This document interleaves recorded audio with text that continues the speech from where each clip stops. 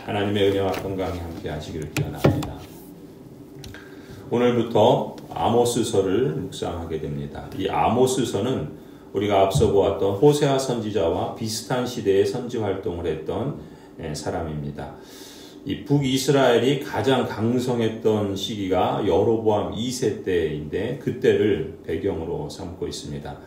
아모스는 사실 남쪽 유다 드고아 지역의 출신입니다. 목자였던 사람인데 하나님께서 그를 부르시고 그 입에 하나님의 말씀을 계시로 주셔서 이제 선포하게 하시는 것이죠.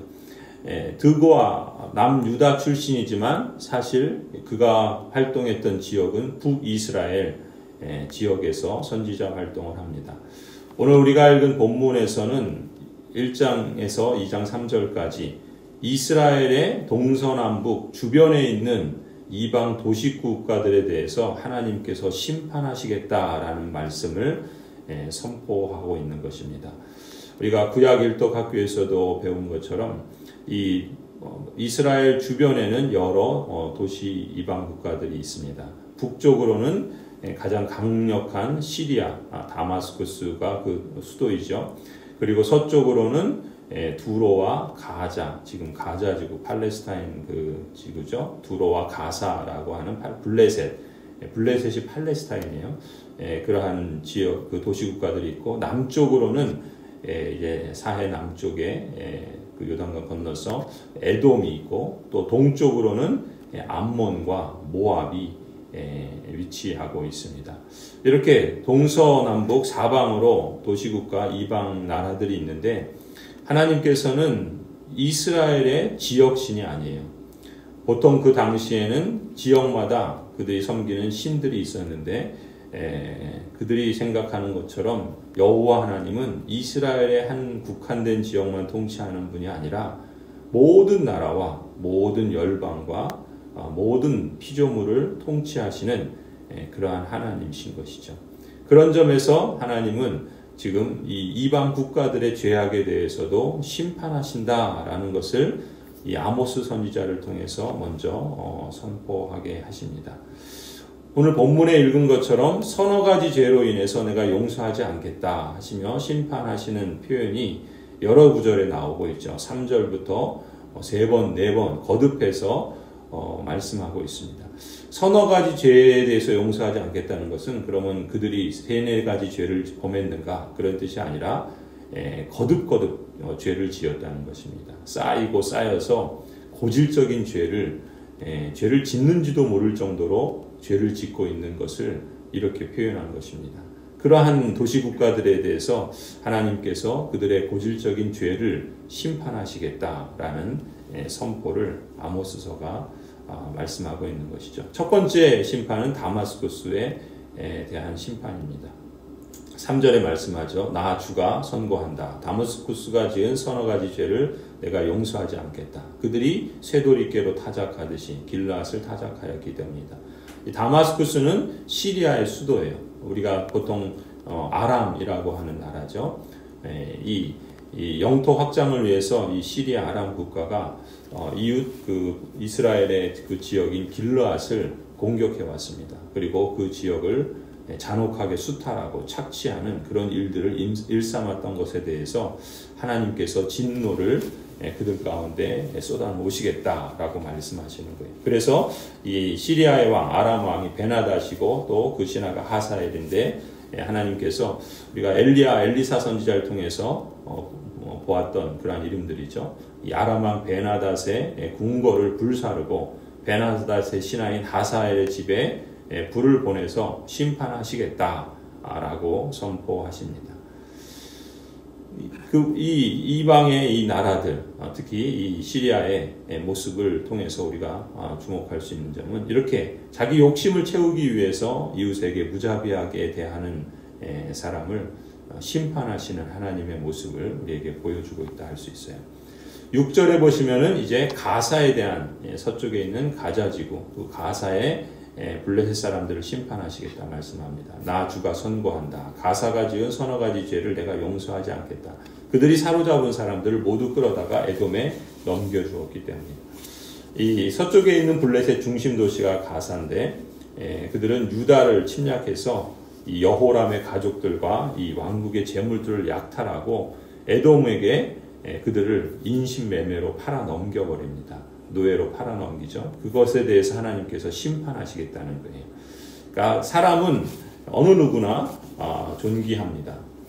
그 사람이 이방 사람이든 또한 유대 사람이든 구별 없이, 왜냐하면 사람은 하나님의 형상으로 지음받았기 때문이죠.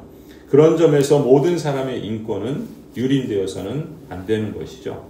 그러한 인권을 유린하는 자, 지금 가사가 그러한 죄를 범했고 그러한 사람들의 죄악에 대해서는 심판하시겠다, 심판하시는 하나님을 보여주고 있는 것이죠.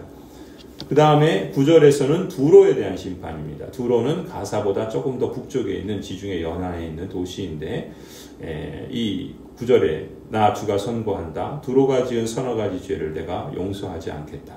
그들이 형제 언약을 기억하지 않고 사로잡은 사람들을 모두 끌어다가 에돔에 넘겨주었기 때문이다. 이들 역시 가사와 비슷한 죄악을 범했던 것을 볼 수 있습니다. 이 두로는 지중해 연안에 있었기 때문에 지중해 해상무역으로 부강해진 도시국가라고 할 수 있어요.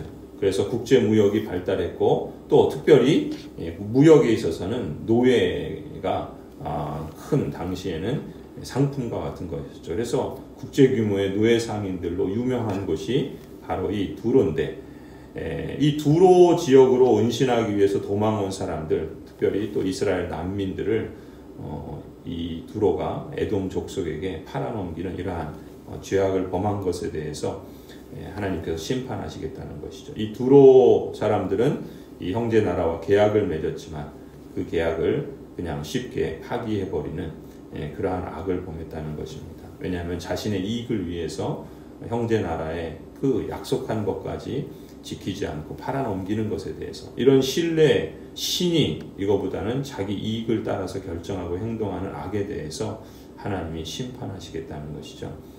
이처럼 약자의 권리를 보호해주지 않고 불평등한 사회의 구조, 또 내 삶의 질만 생각하고 타인의 삶에 무관심하고 착취하는 사람들에 대한 죄악, 하나님께서는 그것을 심판하시는 모습을 보여주고 있는 것입니다.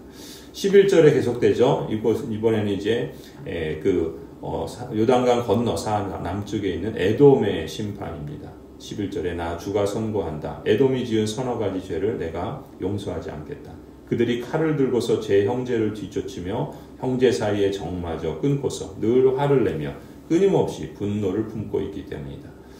이 에돔은 그 형제 나라라고 할 수 있죠. 이스라엘과 하나님의 언약 백성들을 해치기 위해서, 그렇지만 그 형제들을 무자비하게 추적하고 칼로 그 형제들을 쫓아간 그러한 일 때문에 민수기 20장에 보면 그러한 일이 이제 있었고 또 그 이후에도 항상 그랬죠.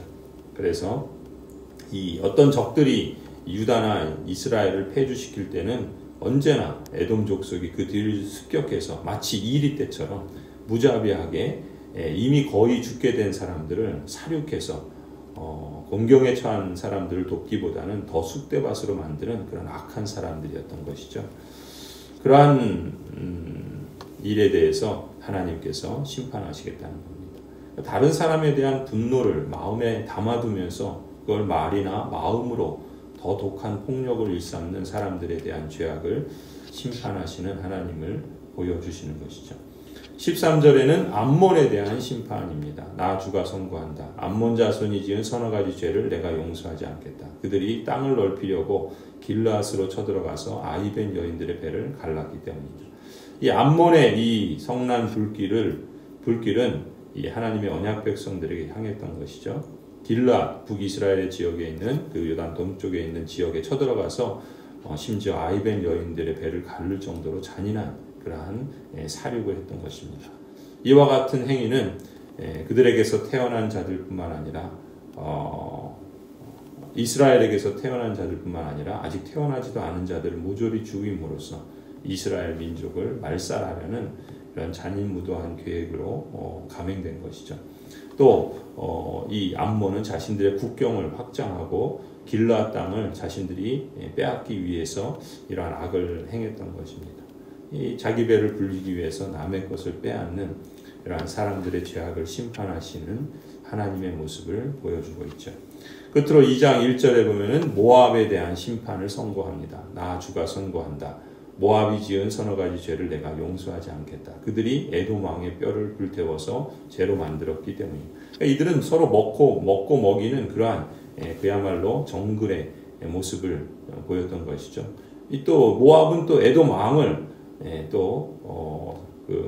이제 죽이는 겁니다. 이 에돔과 모압 사이에 전쟁이 있었는데 이 자기 신을 기쁘게 하기 위해서 이 에돔 왕의 아들을 번제로 불태워 죽이는 그런 일을 자행했던 것이죠.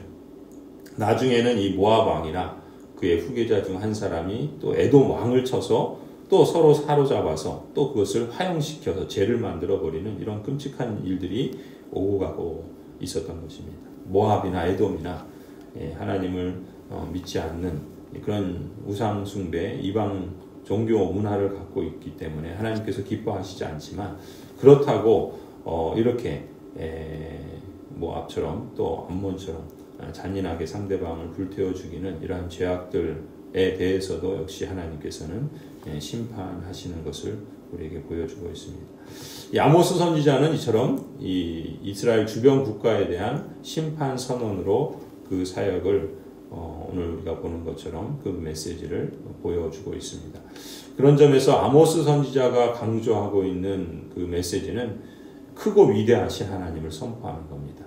달리 말해서 하나님은 한 지역의 신이 아니라 모든 만물의 창조주시고 만왕의 왕이시다라는 것을 선포하는 것이죠.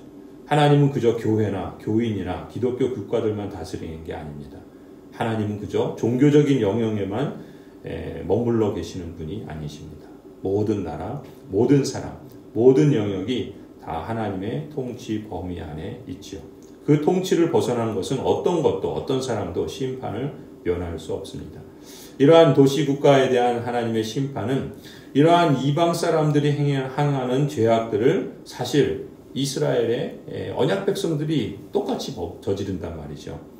그들은 종교의 이름으로 권력과 아부하고 그 권력의 힘으로 돈을 벌고 또 그 땅을 넓히고 또 재산을 불리며 그것을 자랑으로 삼으면서 하나님을 섬긴다고 하면서 그 하나님의 이름으로 악을 자행하고 또 자신들의 죄를 제물로 덮어버리는 이러한 악들이 이 북이스라엘에게 자행이 됩니다.